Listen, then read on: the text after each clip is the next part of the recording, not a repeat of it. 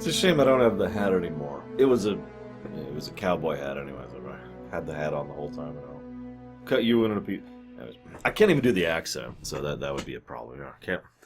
The closest I can do is, when you get this going on. And then the accent just kind of slends down whenever you do this, but I'm not really, I can't manage this kind of Chicago accent because I just can't do that. Because I'm terrible and awful and dumb and stupid. This was written by David Harmon, although I also have to give credit to some other person. I'll cut to that in a second. Harmon was actually, he wrote another episode, The Deadly Years, an episode I despised. But nevertheless, he obviously has a little bit of a better handle on this. What's funny is they brought in a special director just for this episode. Now, if you were paying attention during Season 1, a director in TOS only directing one episode isn't exactly unusual. What is unusual is that director being someone who was called in specifically to be a special director. This is James Komack, who you may or may not remember as being he was a comedy director, and he was damned good at it. And he does do some very good stuff. He pulls some good performances out of his actors. He knows how to use the camera for good effect. So, definite big on that. This,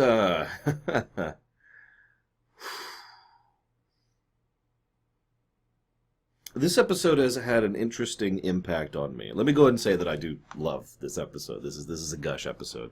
A gushination, whatever you want to call that.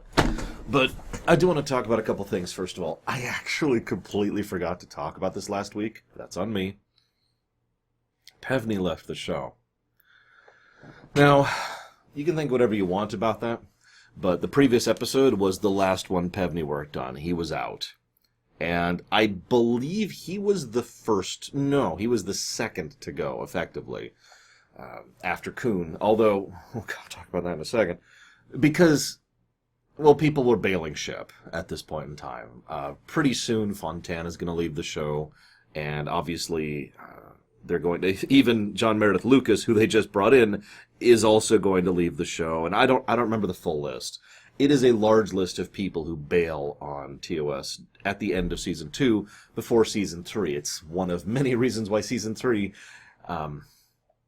isn't as good by popular consensus. I haven't rewatched it lately, so I'm going off of the generally accepted norm. But that is the general consensus. And the massively reduced budget, the fact that people left, and there was some burnout issues as well, probably are all contributory to why this is happening. But anyways, as I've already mentioned, Kuhn has technically already left the show, but not really, because there's one last project Kuhn was substantially involved in, and it's the one you're looking at, this episode. That's why I wanted to mention that here. This is pretty much the end of Gene Kuhn being a part of Star Trek. Now, I know there's actually an asterisk on top of that, because as I've mentioned before, Roddenberry forced him to keep writing scripts because he said it was in his contract. So even though Kuhn had effectively bowed out of Trek, he was then forced to continue to write episodes. I think he wrote 4 more episodes, something like that, including Spock's brain. Yeah, that was Kuhn. We'll talk about that more when we get there. But either way, this is also Kuhn. Obviously, Kuhn didn't write the episodes from scratch. That was Harmon. But Kuhn, as usual, did a massive rewrite. And, let's just say that the reason this is of a comedic tone is because of Kuhn, who very specifically and strongly felt that they needed to have at least one more comedy episode in Season 2 after the success of Trouble with Tribbles. I agree, by the way. I'm not saying Trek should be a comedy, although still haven't seen Lower Decks, so I'm not sure how that is. But I am saying that Trek should have comedy, and it just needs to be good. Now, that is, of course, the catch. That is, not just the good part, but how you define good comedy. I've analyzed comedy several times and for several years at this point, and I can tell you that when you really break it down, while there are patterns, there's no success ratio there. It's just rolling the dice every time you try to tell a joke, right? That's one of the reasons I think the lighthearted tone thing works a little bit better than the overall joke thing. Although this episode did have me literally laughing so hard I had to actually pause the episode several times. Even on this reviewing, no joke. This one still gets to me. I love this episode. But that's me. And if you don't find the comedy funny, well then, there's not a lot here for you, is there, right? So Kuhn's gone. It's actually worth noting that George Johnson actually did the original script treatise, and Roddenberry actually had some script ideas as well, and then it was handed off to Harmon, and then it was handed off to Kuhn, so we've got a bit of a Tiller problem going on here. But the other thing I want to comment on, so Pevney's gone. I wanted to say that really quick. Pevney's gone. Pevney, I've quoted him several times because I wanted to demonstrate how much I disagree with him on so many aspects of things. But at the same time, I've grown a grudging respect for the man because, by all accounts, he was more of a producer than a director. I don't mean that as a negative thing, by the way. I mean, he was interested in making the episode actually happen in a practical sense. He didn't care about the creative side, not really. He didn't care about letting quality slip, not really. He cared about making sure it happened at all. And there does need to be at least one person who is trying to apply the practical side of things to make sure something actually frickin' happens.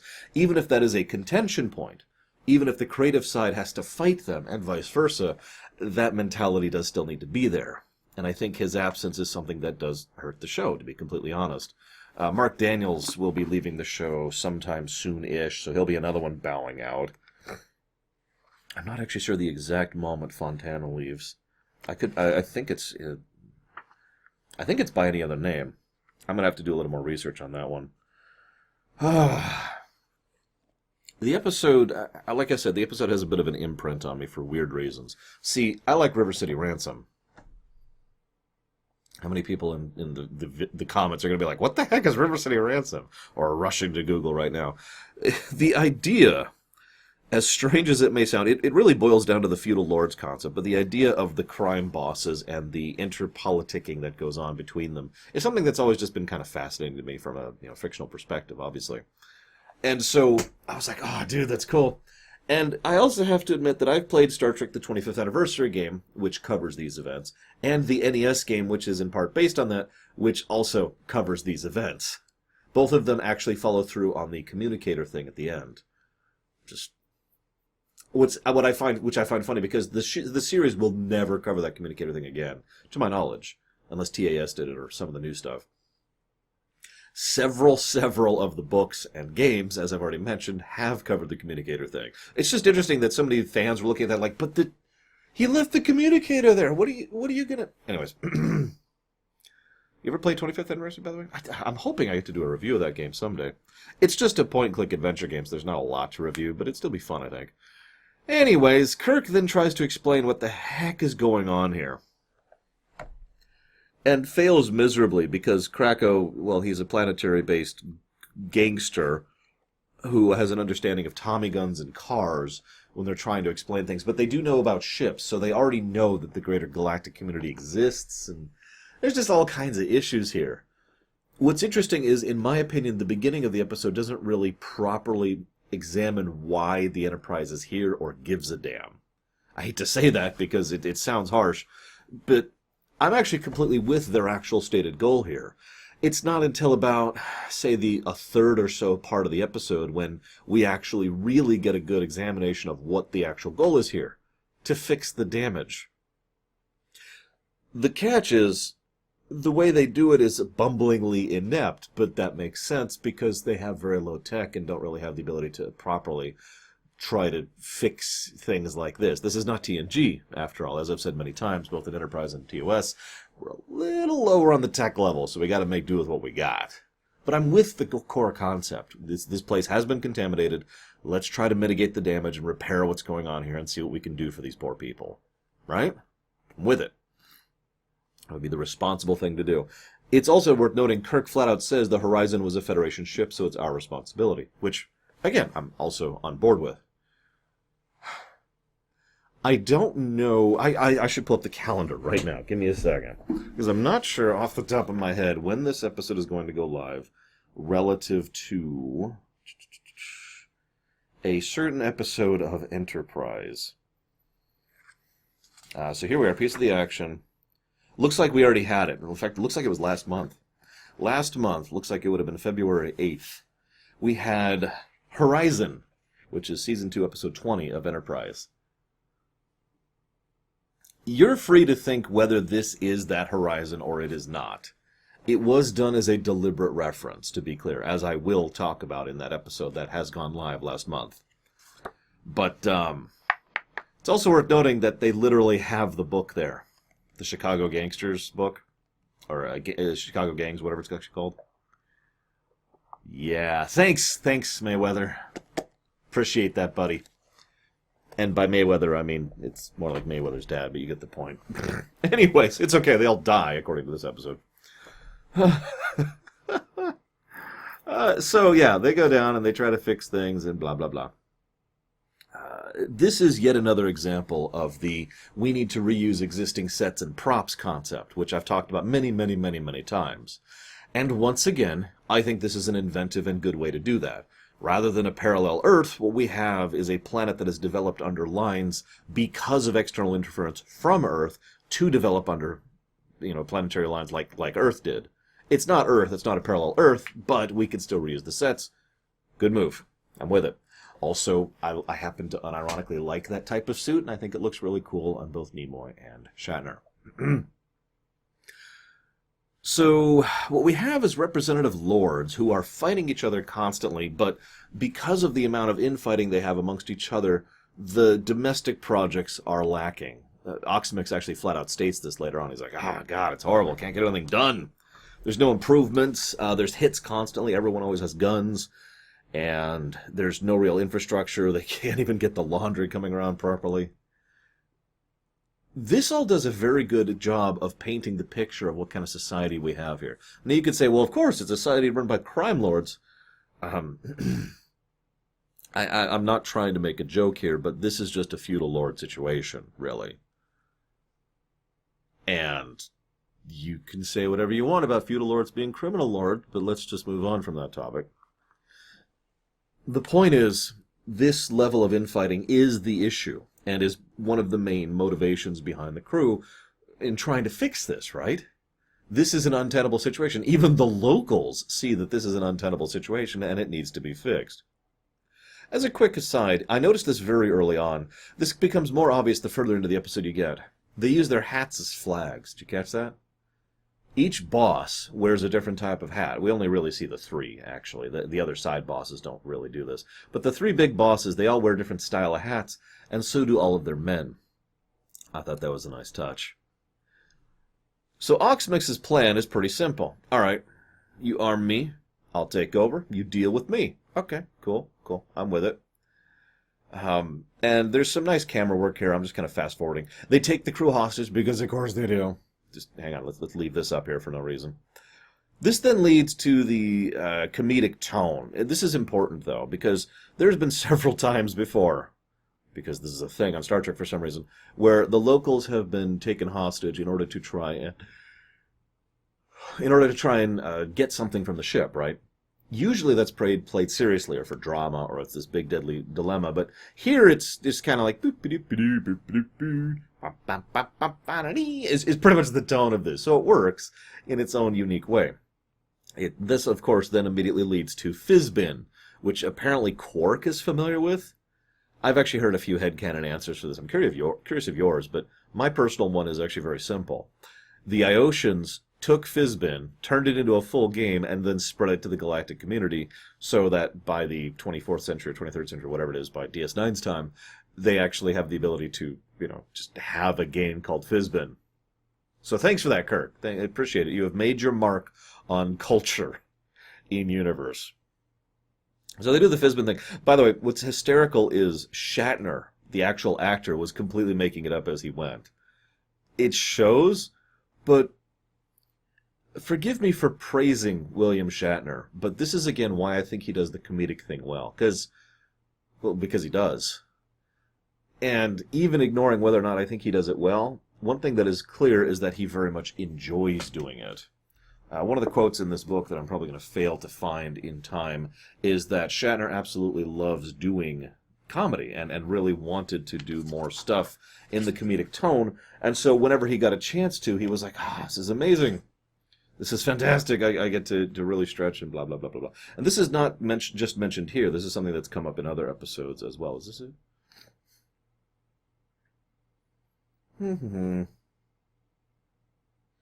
Here it is. Bill Shatner. Sorry. The acting was already locked in because they'd done it. This was fun because it was one of the first times they did a comedy, and Bill Shatner loves to do a comedy. Leonard Nimoy I knew from combat, and I populated with funny comedy gangsters and said about doing that. Okay, this isn't the actual quote I was going for. But whatever. Point is enjoyability, and that enjoyability comes across in his performance, which adds to my enjoyability of his performance. I've said that many times. If you enjoy what you're doing, people tend to enjoy it more, just generally speaking. Not always. Not always. Either way, with Fizbin, they escape. Okay, that was fast and easy. But remember, surviving and escaping is not the goal. This is not we're in a serious situation and we need to get out. This is a dilemma episode. Remember the types of episode I mentioned before? And the dilemma here is fixing the locals' infrastructure, society. Look, what I'm trying to say is the Bastion needs to show up here, okay? So instead, Kirk runs off and gets captured by Krako's men. So now he's been taken hostage. We're up to 2 now. Spock, of course, has a nice little moment with McCoy. It's brief, but it's a nice bit where he goes over and he's like, okay. Simple. All I have to do is operate this, and I'll get a local radio station. And he even has this look of just, that's not right. Yes, let me try that again. Also, apparently, it's so common. I mean, you could make a real-life commentary on this, but I don't mean one in any sense. It's so common in this setting to have an automatic firearm that they have adverts for them on the radio. Yeah, that's impressive. Either way, so Spock gets taken up. And, by the way, I should also mention that Scotty has some really good stuff in this episode, too. So, Krako, what's interesting is Oxmix didn't really offer Kirk anything. He just said, you do this, and then all you have to do is deal with me. And that was his deal. Krako says, okay, here's the deal. He sends his woman over, because, that's how you convince people. And then he says, all right, I'll cut you in for a third, right off the top, nice and clean. Which is actually a really good deal if that's what you're interested in. Obviously, Kirk is not, so he just kind of doesn't go along with it. So what we find out is Mr. Kirk there is actually a distant relative of MacGyver because he manages to MacGyver his way out of this hostage. So that's now a second hostage escape. Meanwhile, Spock is talking with Oxmix and agrees that we have to go down in this incredibly obvious trap. Why? Do we have to go along with this trap? It's okay, because then they get taken hostage by Oxmix. We're up to 3 now. This is just a thing. So then Kirk rushes in very shortly. I would complain more about these hostage situations, but they're effectively a joke. Like, that's the point. It's the running gag as they keep getting taken hostage. And then Kirk immediately rushes in and rescues him, like, I gotcha. This then leads to Kirk and Spock getting in the outfit, which looks awesome, as I already mentioned. And then Kirk driving. Apparently, whatever parts of the episode were Coon is debatable, except for the Kirk and Spock driving sequences, which were all Coon. And I could see that. Kirk, of course, does not know how to drive, especially a stick. Hell, I'm not even sure I know how to drive a stick. It's been like 23 years, something like that, since I've driven a stick. It's been a long time, is my point. So I'm not sure I would do any better than him there. But this leads to an interesting point I'm going to bring up here. Apparently, Oxmix's headquarters and Krako's headquarters are within driving distance of each other, and it's not mentioned to be particularly far. At first, I was like, what? Star Trek and science fiction in general have this problem where planets are treated like towns. I'm pretty sure that it would take me longer to go visit my sister, who lives in the same city as I do, than it took Kirk to visit this other boss who's in charge of... He's one of 12 bosses in charge of the planet. But then I got thinking, hear me out for a second. This is pure headcanon, of course, and this is just excusing the writing and construction of the episode, but it wouldn't be that far out of bounds to say that what we're looking at is more like frontline headquarters. In short, the idea that if you were to think of the territory of Oxmix, which is the north side of this continent, and the territory of Krako, which is the southern side like this, that both of them decided to have their headquarters like right here, within spitting distance of each other, right? Given the constant infighting, given the hits back and forth, given wanting to keep an eye on the other side, there's actually a degree of sense to that. That is still being apologetic for what is effectively a planet being a town concept, but it is interesting to think about. Especially since the episode itself mentions that they are in charge of a planet, not just, a city or a region or whatever. Anywho, so, they go over, they decide to put the hit on on Krakow, and the kid helps out, which is kind of neat. And then there's a commercial break moment. I've started noticing these more and more in Season 2. There's this bit where Krakow's like, ha ha ha, I've got the jump on you, and they're taken hostage. And it's like, oh my god, Captain, that was the sound of a machine gun lever being pulled back. We should do whatever he says. Dun, dun, dun. And then they come back and that's basically forgotten. This is what bothers me so much about this commercial break thing. It is literally just done for the fake drama of, oh gosh, what's going to happen, and then is effectively dropped and forgotten the moment the commercial break ends. They're still held hostage, but for all intents and purposes, they are not. They effortlessly walk their way around the situation. Kirk actually takes complete control of the situation. By the way, in one instance, he literally grabs Krakow and just shakes him like, this is stupid! While he's a hostage, and then just kind of walks all over him. So you can see how they're not really... You get my point? Anyway, so we're up to 4 now. This then leads to probably my favorite part of the episode. I can only gush about this. I don't really have any details or nuance to discuss. This is just Shatner having fun, Nimoy having fun, and everyone just kind of bouncing off each other. I want to give special praise to Doohan as well, because Scotty in this whole thing is just like, Sir? You want me to put him on ice? And you're going to be the one in concrete galoshes. You know, just the way he says it, you can tell that they're trying to get into it. And the fact that they're trying is part of the comedic touch here. The fact that the effort is being made is what makes this so funny. If they were all just like, oh, this is stupid or dumb, it would sap the energy from the scene. But instead, you've got Kirk who's just going full tilt. Ah, ha, ha, ha, right? And, yeah, Spock is correct, Captain. Right? Right. And the way Spock and Kirk play off each other, and then Kirk and Scotty play off each other, is just brilliant gold. There's even a tiny little brick joke in there, which I actually never noticed before. As they're leaving, he's like, all right, let's get out of here. Correct? And Spock says, right. Or just basically finally getting the terminology correct, except now he's a little bit too late to do it. Or check. That's what he says, check, instead of right. I actually wrote it down. It's just joy.